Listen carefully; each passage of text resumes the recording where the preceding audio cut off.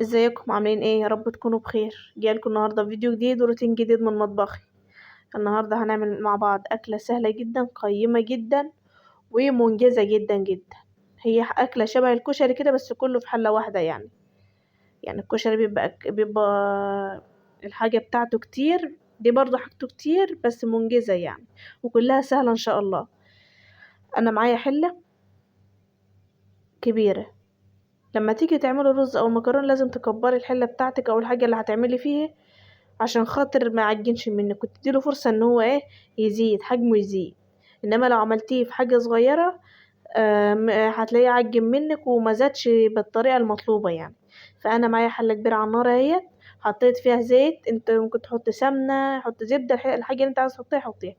وحطيت فيها بصل مخرطاه على ايدي حتت صغيرة، عايزة تبشري بالكبة ابشريه، عايزة اللهم صل على سيدنا محمد، عايزة تقطعيه شرايح براحتك يعني. التقطيع على حسب ما راحتك انتي، بس كل ما بتخلي الحتة صغيرة بيكون احسن يعني.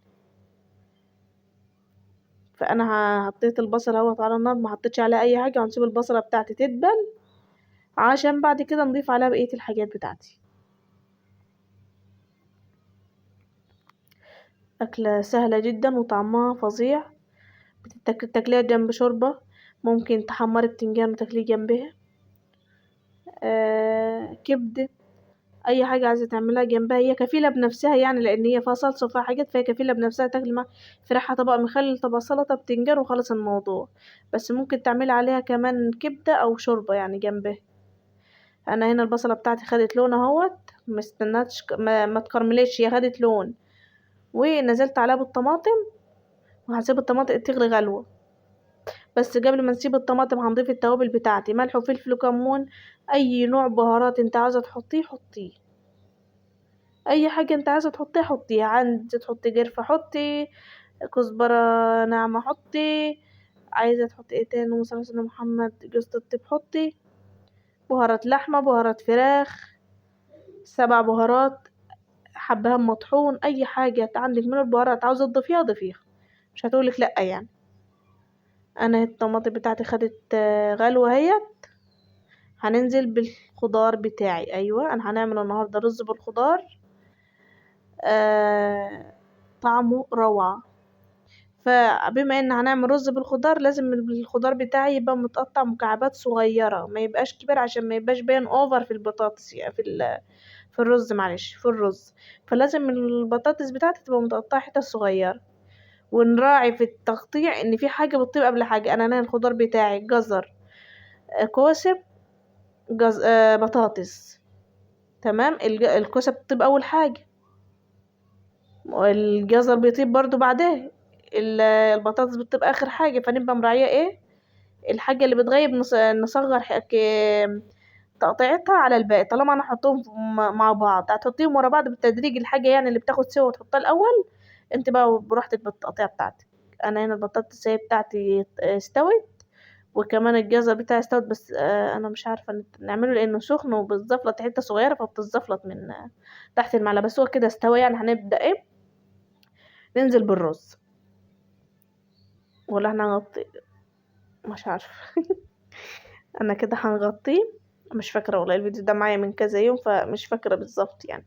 انا هو سيبته يغلي غلوه وغسلت الرز، انا غطيته عشان كنت بنغسل الرز، صح بنغسل الرز، فرحت غطيته ورحت غسلت الرز وجيت. انا ضفت الرز اهوت وعليه شويه كزبره خضرا، مش شبت ومش بقدونس، انا ما بحبش طعم البقدونس، مش شبت ومش بقدونس، عايزه تضيفيهم ضيفيهم، دي كزبره خضرا. وهنقلب كله مع بعض، وهنبدأ نضيف المية بالكمية اللي انا عاوزاها، ونراعي ان البصل اللي فيه بصل هينزل ميته، وان فيه كوسة هتنزل ميتها، وان فيه جزر هينزل ميته.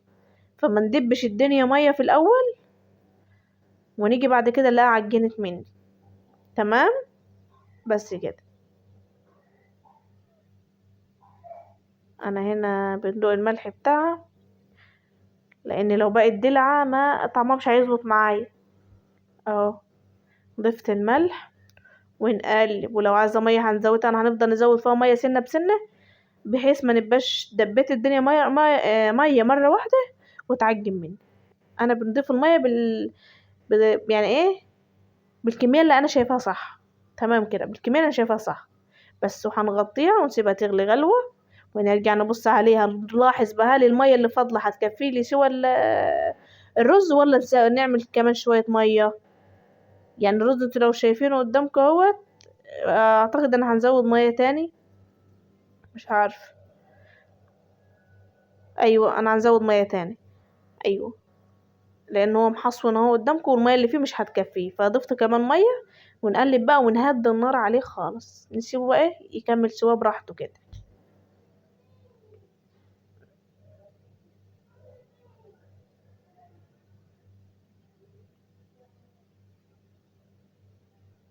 ضفت مية تاني، ما يجراش حاجة طول ما انا مش مرتاحة ومش شايفة ان المية كميتها كبيرة اوفر، هنفضل نزود مية عشان خاطر الرز بتاعي ما يبقاش محصون في وسط الايه. وخلي بالك انت لو زودت مية هتهري الخضار وهيعجن كمان معاكي مع الرز بتاعك. وزودت كمان سنة ملح اهوت، وهنغطي عليه بقى ونسيبه. الاكلة دي اسمها مكمورة، مكمورة الرز.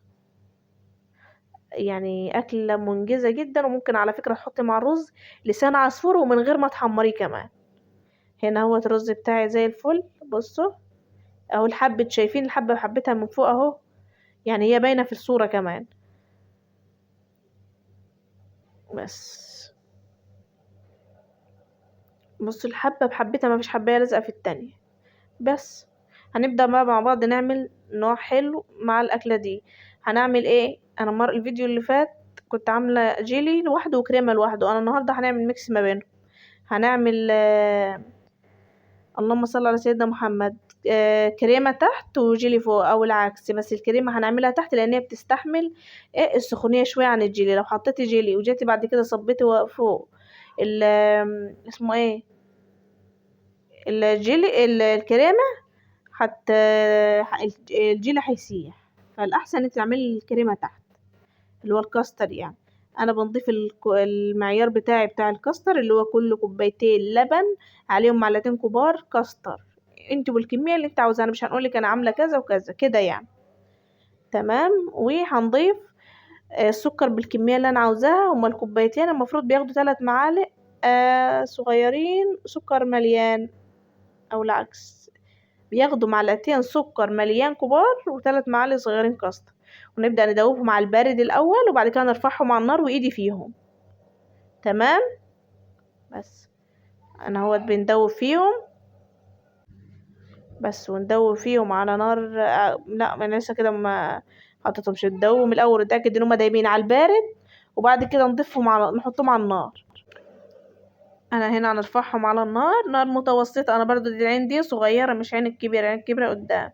فأنا هنضيفهم نحطهم على العين الصغيرة ونبدأ نكمل تقليب ونتن ايدي فيه عشان خاطر ما يتلسعش مني من تحت. ماشي. بس انا هو حاطه بايدي فيه وبدأ هو يتقل معايا. لو انتم ملاحظين ان المضرب بقى بدأ يعلم فيها لان هي بتتقل كده.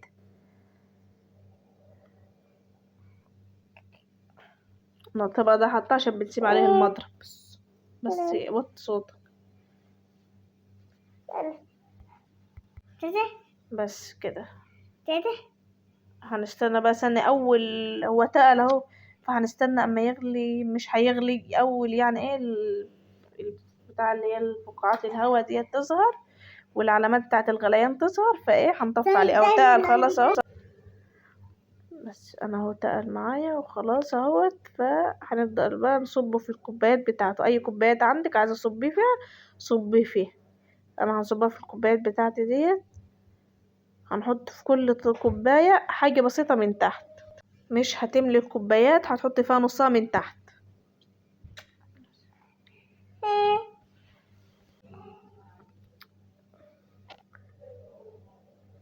لو الكوبايات بتاعتك رقيقة ما تضيفيش فيها الحاجة وهي سخنة لانها هتطرشق منك في ساعتها. الازاز الرفيع مش بيستحمل. انا هنا بضيف نص الكوباية بتاعتي. انا هنا ال3 كوبايات لبن عملوا لي ال5 كاسات دول نصهم. بس لعلمك ان قصدي الكوبايات دي، لعلمك ان هي بتاخد كمية، ممكن لو عملتهم في اصغر يبقوا 6 ولا 7. انا بقى بنبدأ نوزع الكمية بتاعتي زي ما انا شايفاها، وهنبدأ ندخلها التلاجة لحد ما تكمل، ولما تكمل نطلعها نزود عليها ايه نوع الجيلي اللي انا عاملاه. انا هنزود عليها جيلي فراولة، بس انا لقيت انسب لون لها هو جيلي الفراولة، لون احمر مع اللون ده بيدي شكل روعة.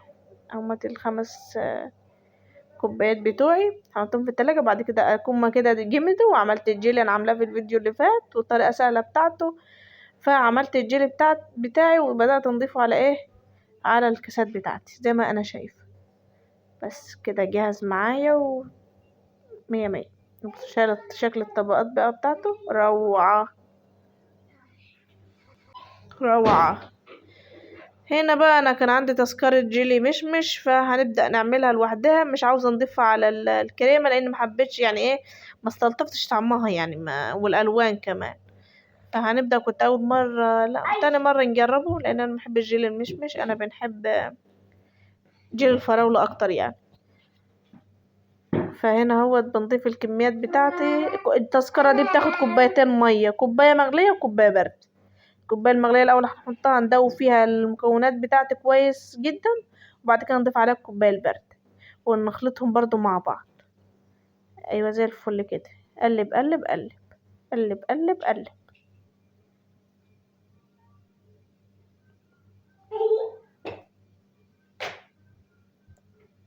بالظبط. بس كده جاهز معانا، نبدأ نصبه بقى في الكاسات. التذكرة عملت لي 3 كاسات، 3، لأننا بنعمله خام عشان ما نضيفش عليه جيلاتين يعني. لو خففت المية وزودت مية يعني عليه هتضطر تضيفي جيلاتين، بس الطعم مش هيبقى خام زي ما هي من غير جيلاتين يعني. فانت وراحتك يعني، جربي كده وجربي كده واللي يعجبك اعمليه. بس انا ضفت كمان كوبايه الميه البارده عليهم اهوت، وهنبدا نفضيهم بقى في الكاسات بتاعتي. ون... ونين 3 ونات بس، وندخلهم التلاجة بقى.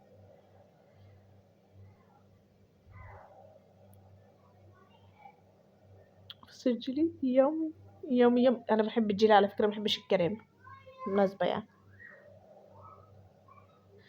هنا بقى بعد ما حطيت كل ده في التلاجة، وانا اصلا عامله الرز يعني، فهنعمل ايه مع الرز؟ كبده.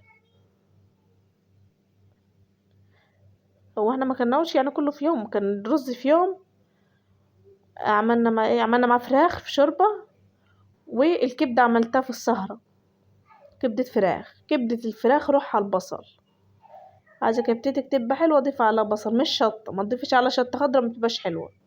انا جربتها كده وجربتها كده، وانت وذوقك برضه. فانا حطيت البصل بتاعي قطعته شرايح اهوت رفيعه وصغيره، مش البصله تبقى كبيره نقسمها 2 ونقطعها، لا، رفيعه وصغيره. ونقلب ونسيبها تتكرمل، يعني هدي النار بقى، وعايزه تغطيها غطيها، عايزه تكرملها زي ما هي كده كرمليها. اللون بدأ يغير معايا اهوت ويتكرمل. لما يتكرمل يقوم ينزل السكر اللي فيه، بصوا بصوا، يقوم ينزل السكر اللي فيه، الطعم هو الأروع. هننزل بقى بالكبد عليه. الكبد بتاعتي ما قطعتهاش حتة صغيرة، انا حطها سليمة زي ما هي مغسولة وزي الفل. وهنسيبها لما تغير لونها. لما تغير لونها هنبدأ نضيف التوابل بتاعتي. الكبدة روحها الكمون، الفلفل هنحطه بس للريحة، انما الطعم الكمون هو اللي بيظبط طعم الكبد. وانا منحبش نعمل اي اكل عامة غير لما نضيف عليه فلفل يعني.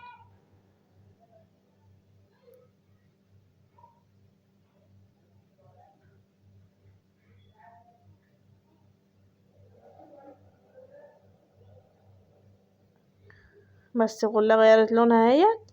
هنبدأ ننزل عليها بالبهارات بتاعتي، فلفل وكمون وملح. ونزلت بالملح، ونبدأ نقلب ونهدي النار بقى عليها. انا زودتها شوية مية تقريبا، لان مش فاكرة بالظبط، بس انا زودتها شوية مية عشان احنا بنحب الصوص اللي بيبقى فيها ده. وهنهدي عليها النار ونسيبها تستوي بقى براحتها. دي الكمون ما كنتش ضفته، ادينا اهو بنضيفه، ده كمون محوج مش كمون سادة يعني. اهو الكبدة بقت بلون البصل والبصل بلون الكبدة، وقلب قلب قلب.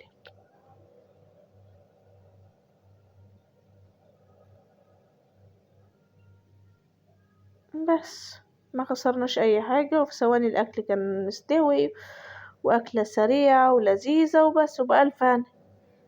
قدميها بقى كده، استوت معايا والصوص اللي فات احنا بنحبه وبس. مع السلامة.